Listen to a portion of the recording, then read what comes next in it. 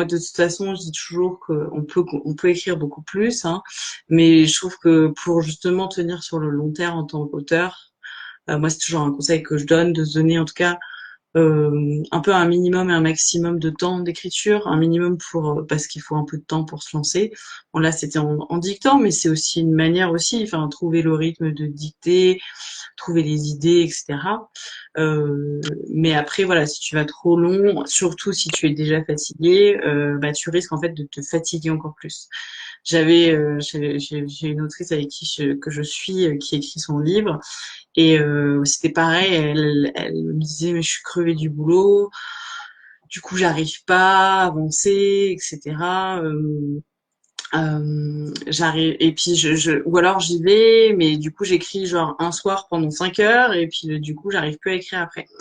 Donc moi je lui avais vraiment conseillé de diviser en fait, parce que si on fait tout d'un coup, ben forcément en plus la fatigue se cumule et du coup ben on n'a plus le courage de revenir à l'écriture derrière. Donc voilà. Bonjour Elise, j'ai vu que tu nous avais rejoint. Mais ouais, du coup, c'est super intéressant parce que c'est vrai qu'au niveau de l'écriture, voilà, quand on vit un burn-out et qu'en plus on écrit sur le sujet, même si je pense que tu allé un peu mieux à ce moment-là, c'est quelque chose qui prend un peu de temps en fait. Trouver son équilibre, je pense que c'est un très bon conseil. Voilà. Bon, je pense que ça a répondu à la question d'Anthony.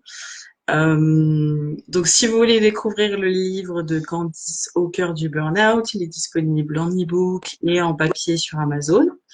Voilà, je peux vous montrer la belle couverture. Très bien. Et si vous pouvez la contacter, donc elle est disponible sur Instagram, candice.deroni.